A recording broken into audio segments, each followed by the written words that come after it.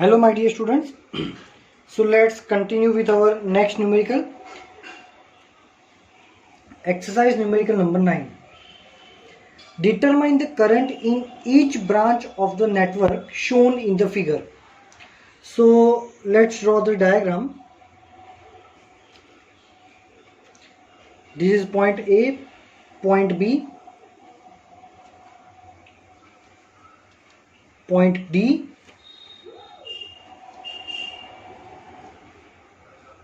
this is 5 ohm, another 5 ohm,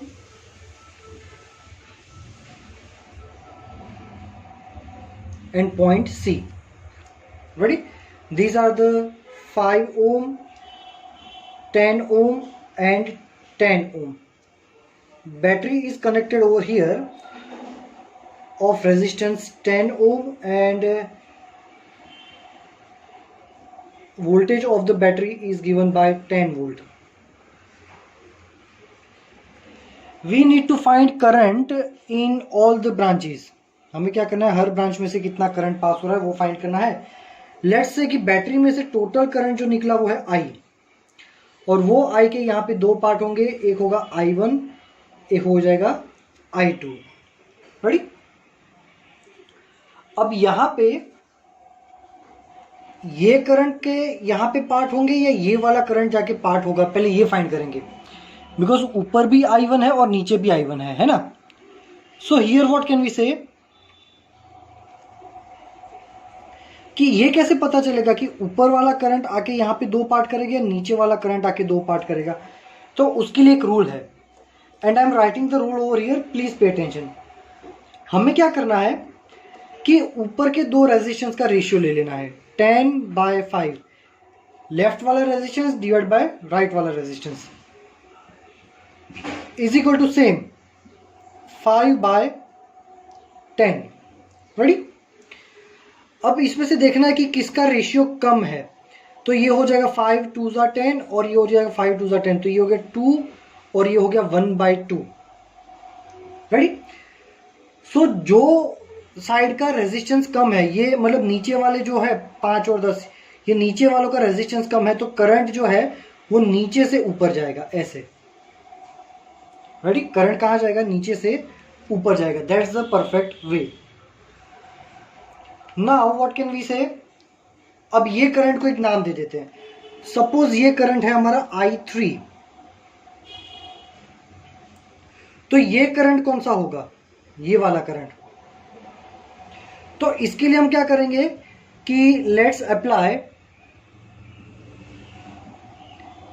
K1 two point D. अब point D मतलब ये D पे हम K1 अप्लाई करेंगे. K1 मतलब किरचॉफ का पहला रूल. तो किरचॉफ के पहले रूल में क्या पढ़ा था कि जो करंट्स पॉइंट के अंदर जा रहे हैं, तो पॉइंट के अंदर जा रहा है वैसा एक ही करंट है I2.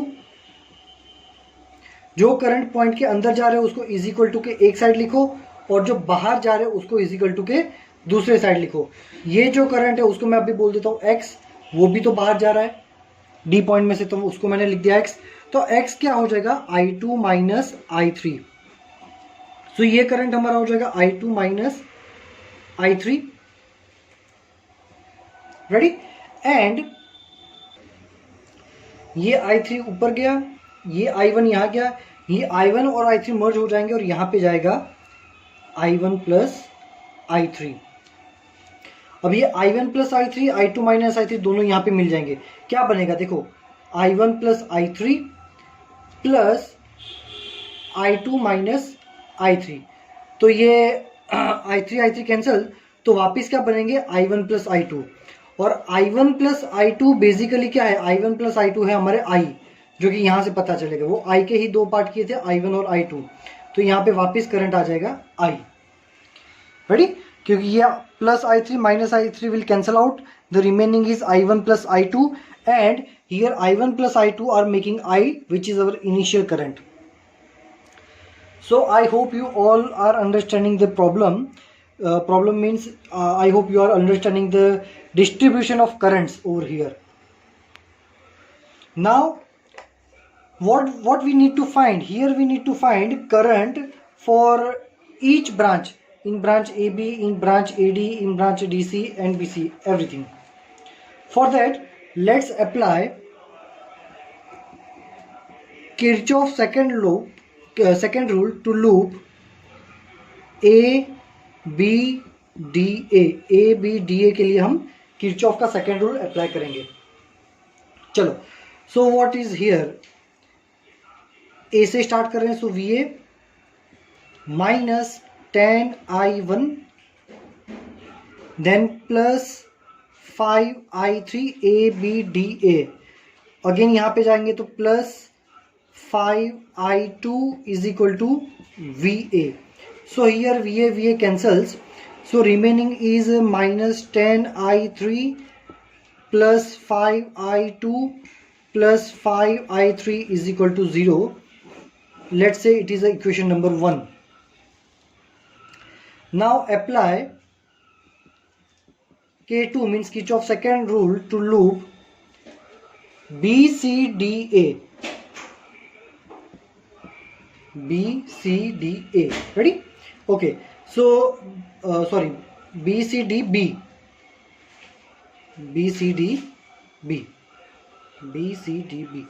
Okay, so let's begin with point B. So VB minus 5I1 plus I3, then plus this is the 10 ohm, so 10 I2 minus I3 minus 5I3 is equal to VB. Here VB again cancels out, so it is a minus 5I1 minus 5I3 plus 10I2 minus 10I3 minus 5I3 is equal to 0. So it will give you minus 5I1. ओ यहाँ पे मैंने गलती की लिखने में 10I1 लिखा है ना, यहाँ पे I1 हो जाएगा. Yes, minus 10I1 plus 5I2 plus 5I3 is equal to 0. I1 I2 I3. Okay, यहाँ पे गलती से मैंने I1 की जगह I3 लिख दिया था. Okay, so minus 5I1, then let's write the term 10I2, so plus 10I2 and ये हो जाएगा 5 और 5 10 और 10 20 minus 20I3 is equal to 0. And चलो इसको दे दो इक्वेशन नंबर 2. रेडी? चलो, सो नाउ इसको यहां से अगर हम 5 कॉमन निकाल दे तो क्या हो जाएगा, minus I1 plus 2I2 minus 4I3 is equal to 0. Ready? So ये हो जाएगा हमारा इक्वेशन नंबर 2. एक्चुअली हम यहां से भी 5 कॉमन निकाल सकते हैं, और अगर निकाल देते तो हमारे लिए अच्छा रहेगा. So we can write like, अगर इसमें से हम 5 कॉमन निकाल दें so minus 2I1 plus 1I2 plus I3 is equal to 0. So this will is going our equation number 1. Ready? हमने 5 कॉमन निकाल दिया है. चलो, so again now we need to apply a third loop, because यहाँ पे हमारे I1 I2 और I3 है, तो 3 टर्म्स अगर है, 3 variable, so we need at least 3 numericals. So now we are taking loop A B C then M N and A B C M N A, ये वाला लूप. ठीक है, सो A से स्टार्ट करें. सो VA minus 10I1 minus 5I1 plus I3 plus 10I2 minus I3. ओ sorry, ये नहीं आएगा. VA minus 10I1 minus 5I1 plus I3, उसके बाद सीधा यहाँ पे आएंगे तो ये हमें मिलेगा बैटरी का negative terminal. So it will be plus 10 and यहाँ से I करंट पास हो रहा है, so minus 10I is equal to VA. Yes, this is the final. Let's check, A से स्टार्ट कर रहे हैं, so V A minus 10i1 minus 5i1 plus i3, उसके बाद बैटरी का नेगेटिव टर्मिनल आया तो प्लस 10 और यहाँ पे minus 10i is equal to V A cancels out, so remaining is minus 10i1 minus 5i1 minus 5i3 plus 10 minus 10i is equal to 0। Ready? चलो, सो क्या हो जाएगा यहाँ पे, माइनस 10i माइनस 5 है तो minus 15i1 minus 5i3 plus 10 minus 10i is equal to 0। Ready? But here we know that हमारे सारे term i1 i2 i3 i1 i2 i3 वाले होने चाहिए। यहाँ पे i1 है, i3 है और i2 की जगह पे i आ गया है। So what can we do, हम i की जगह क्या रख सकते हैं, i1 plus i2, minus 15i1 minus 5i3 plus 10 minus 10 और i की जगह हो जाएगा i1 plus i2 is equal to 0। So इसको सॉल्व करेंगे तो minus 15i1 minus 5i3 plus 10 minus 10i1 minus 10i2 is equal to 0. So again when we solve it we will get minus 25i1 then minus 10i2 minus 5i3 plus 10 is equal to 0. So let's solve this one. ये सारे negative term अगर right hand side चले जाएंगे तो positive हो जाएंगे। 25i1 plus 10i2 plus 5i3 is equal to 10। ये सबको राइट हैंड साइड पे लेके 10 एज इट इज। अब इसमें से मैं अगर 5 कॉमन निकाल दूँ तो 5i1 plus 2i2 plus i3 is equal to, वो जो 5 हमने कॉमन निकाला तो 10 के नीचे चला जाएगा, 5 2 ज़ा 10 तो ये हो जाएगा 2। This is equation number 3. So now we have equation number 1, equation number 2 and equation number 3. For simplicity I am writing equation number 1 and 2 over here. तो हमें बार बार पेज ऊपर नीचे करने की ज़रूरत नहीं पड़ेगी। यह equation number 1 and minus i1 plus 2i2 minus 4i3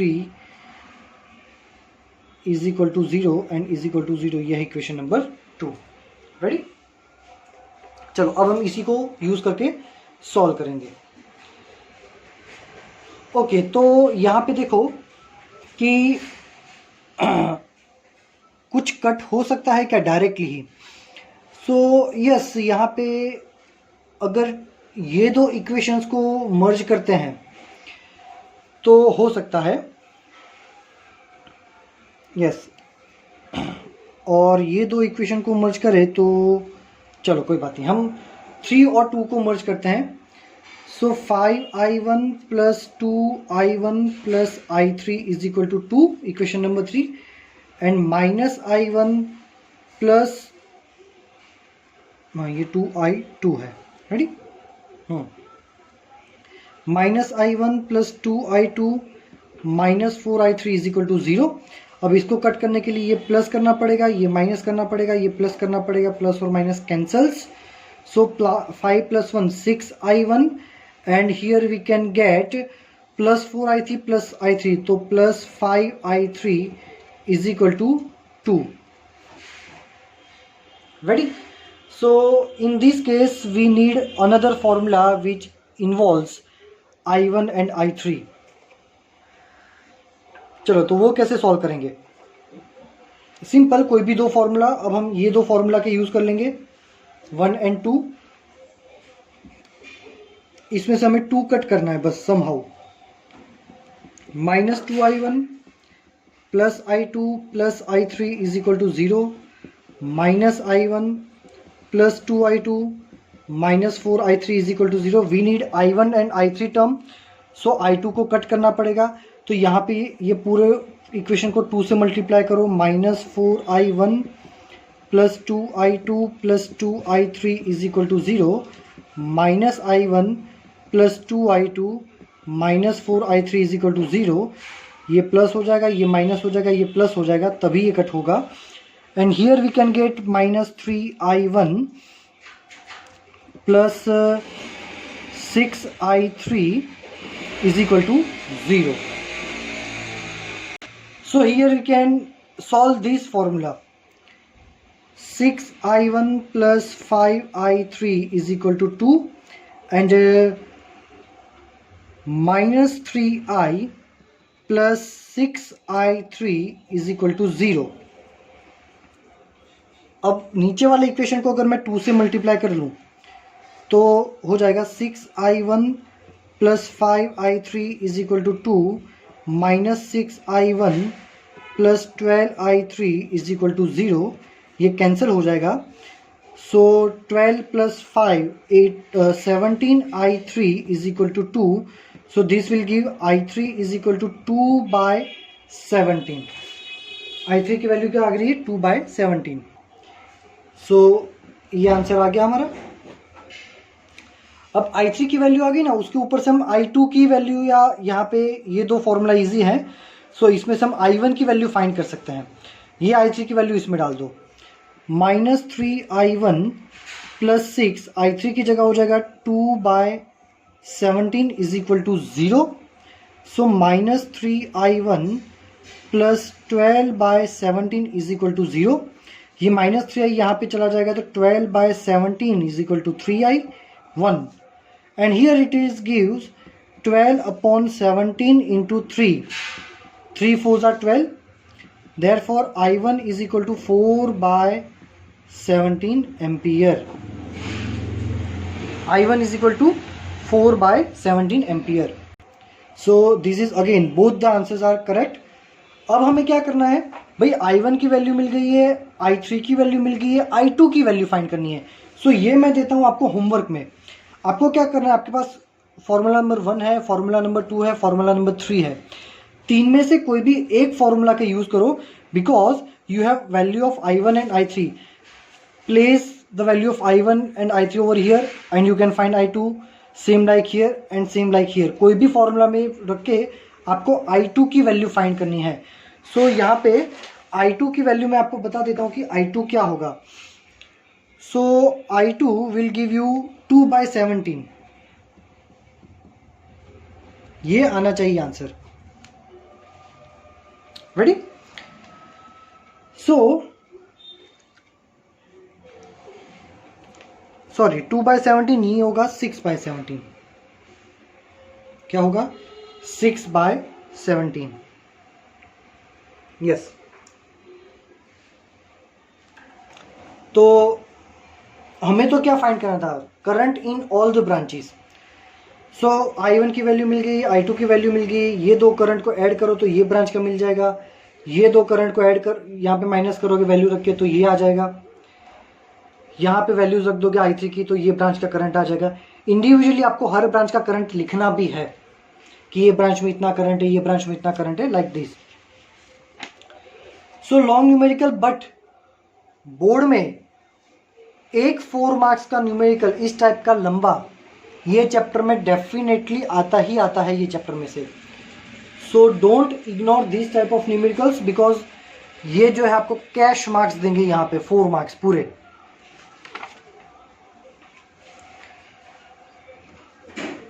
now let's do the next numerical. Numerical number 10, उसका A part. I am reading the question. In a metre bridge as shown in the figure, the balance point is find to be at 39.5 centimetre. So Wheatstone bridge में, metre bridge में एक आपको balance point दिया है 39.5 centimetre. Again तो दूसरा क्या होगा? L2, मतलब वो 100 माइनस L1 कितना हो जाएगा? 100 minus 39.5. So it will give you 60.5 centimetre.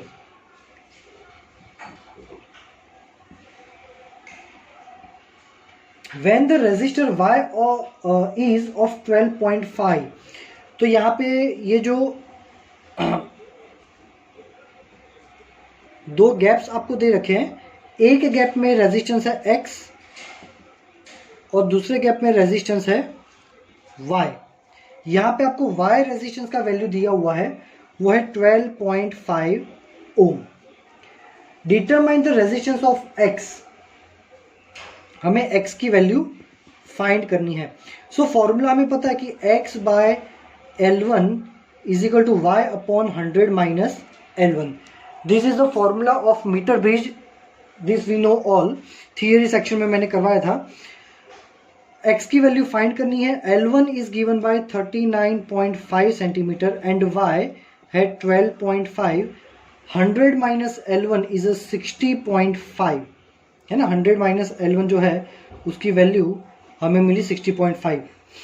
So X की वैल्यू अगर इसको रखने के बाद अगर सॉल्व करते हो, so you will get X is equal to 8.16 ohms.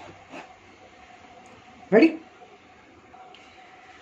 Section A में ही एक और क्वेश्चन है, why are the connections between resistors in a Wheatstone or meter bridge made of a thick copper strips?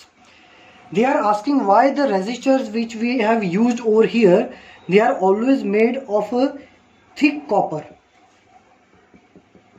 We have to give reasons. So from the formula R is equal to rho into L by A, if our wire is thick, that means the area is very high, so it will give a comparatively low resistance. सो यहाँ पे जो resistance हम use कर रहे हैं वो कम resistance provide करे, that's why we need to use a wires which are having higher value of area, that means we are using the thick wires. So this is the complete analysis of section A. Now we will move towards the section B. Determine the balance point of the bridge about if X and Y are interchange. Ready. What happen if the X and Y are interchanged, means X की value हमें मिली थी 8.16 ohm according to section A and Y की value हमें दे रखी थी 12.5 ohms. What happen if we interchange the values?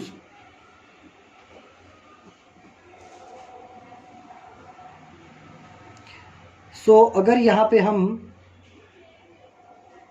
8.16 की जगह 12.5 ओम रख देंगे और 12.5 की जगह 8.16 ओम रख देंगे तो क्या होगा? सो हियर हम रीजन लिखेंगे, if X and Y are interchange, if x and y are interchanged, the balance point, new balance point will be at 60.5 centimetre from A. तो जो balance point, initial balance point हमें 39.5 मिला था जो कि from ए से मिला था, वो अब उल्टा हो जाएगा। अब ए से हमें 60.5 मिलेगा और बाकी मिलेगा 39.5। रेडी। सो अगर ऊपर वाले रेजिस्टेंस इंटरचेंज हो जाते हैं तो नीचे की जो बैलेंस पॉइंट है वो भी हमारी इंटरचेंज हो जाएगी। Now section C, what happens if the galvanometer and cell are interchanged at the balance point of the bridge? So यहाँ पे ये बोल रहा है कि अगर आपका गैल्वेनोमीटर जो है वो बैलेंस कंडीशन में है और वो केस में हम पोजीशंस चेंज कर रहे हैं, किसकी? गैल्वेनोमीटर और बैटरी की पोजीशन चेंज कर देंगे तो क्या होगा? आपकी बुक में अच्छे से डायग्राम दिया हुआ है। इमेजिन करो कि बैटरी की जगह गैल्वेनोमीटर और गैल्वेनोमीटर की जगह बैटरी रख देंगे तो क्या होगा? Here in balanced condition of the bridge, the cell and the galvanometer can be exchanged. The galvanometer will still show zero deflection. Balance condition में भी हम अगर बैलेंस कंडीशन में है तो बैटरी और गैल्वेनोमीटर की पोजीशन चेंज कर सकते हैं, इससे पूरे मैकेनिज्म में कोई फर्क नहीं पड़ेगा। Here the galvanometer again still show the zero deflection. Okay, so now let's move towards our next numerical number 11। A storage battery of EMF 8 volt. This is the battery having EMF 8 volt and internal resistance of, this is the internal resistance shown in the box, 0.5 ohm, is being charged by a 120 volt DC supply। ठीक है, अब इसे हमें charge करना है। Always remember my dear students, if you want to charge a battery by using another battery, तो आपको दोनों के पॉजिटिव्स को कनेक्ट करना है, अदरवाइज हमारा बैटरी चार्ज नहीं होगा। You have to connect positive to positive if you want to charge the batteries. और दूसरी बात, फॉर अ चार्जिंग प्रोसेस जिसको चार्ज करना है, दो बैटरी यूज होगी, एक जिसको चार्ज करना है और दूसरा जिसकी हेल्प से चार्ज करना है। सो जो बैटरी चार्जिंग सप्लाई प्रोवाइड कर रहा है उसका वोल्टेज ऑलवेज ये बैटरी से ज़्यादा होना चाहिए। That means if you want to charge a 8 volt battery, you need another battery which is having the value of voltage more than 8। 10 भी चलेगा, 12 भी चलेगा, यहाँ पे तो 120 लिया है, बहुत ज़्यादा है। चलो, using a series resistor of 15.5 ohms, यहाँ पे एक और रेजिस्टेंस हमने कनेक्ट किया है और वो एक्सटर्नल रेजिस्टेंस है 15.5 ohms। What is the terminal voltage of the battery during the charging process? Ready, ये पूरे चार्जिंग प्रोसेस में बैटरी का टर्मिनल वोल्टेज क्या होगा? चलो, सो पे अटेंशन। पहले ये देखो कि पूरी सर्किट में से करंट कितना पास होगा। For that let's apply A B C D. Let's apply K2 Kirchhoff second rule for A B C D A loop. Ready, Kirchhoff second rule. चलो, ए से स्टार्ट कर रहे हैं, so we need to write V A, फिर A से B. यहाँ पे गए तो पॉजिटिव टर्मिनल आया तो -8, और ये बैटरी में से करंट निकलेगा क्योंकि चार्जिंग इसमें हो रहा है। यहाँ से करंट ऐसे जाएगा ये, तो यहाँ पे हो जाएगा -I 0.5, देन यहाँ पे जाएंगे -I 15.5 प्लस, क्योंकि नेगेटिव टर्मिनल आया तो +120 is equal to VA। VA get cancels, so -8 -0.5I -15.5I plus 120 is equal to 0। ठीक है, so -8 -15.5 and 0.5, so -16I plus 120 is equal to 0। So ये नेगेटिव टर्म को यहाँ पे ले जाओ, so 120 is equal to 16I plus 8। Ready, so 120 -8, तो 1112 is equal to 16I। So I is equal to 1112 by 16, so this will give you I is equal to 7 ampere. Ready, so battery पूरी circuit में जो current supply हो रहा है वो है ये 7 एम्पियर। हमें फाइंड करना था व्हाट इज टर्मिनल वोल्टेज। तो देखो, टर्मिनल वोल्टेज के दो फॉर्मूला है, बट एक क्या था, V is equal to E minus IR, but ये नॉर्मल प्रोसेस में जो हमने थ्योरी में पढ़ा था। But in the charging process,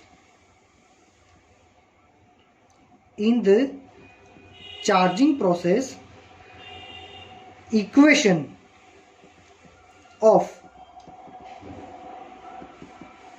terminal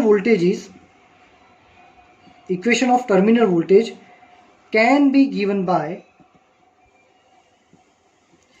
V is equal to E plus IR. Always remember most time equation, जब बैटरी को चार्ज करते हैं इस टाइप का केस हो तो टर्मिनल वोल्टेज का यही फॉर्मूला आएगा, है ना, वो V is equal to E minus I R था, यहाँ पे प्लस हो जाएगा. So here it is given by V, EMF is 8 volt plus current is 7 and internal resistance is 0.5. By solving it, it will give you 11.5 volt. This is the terminal voltage. Ready? चलो. So आज के lecture में यहीं तक रखते हैं. I hope you all are understanding the numericals and the logics. If you are having any doubt, you can ask me in the message section. Thank you very much, my dear students.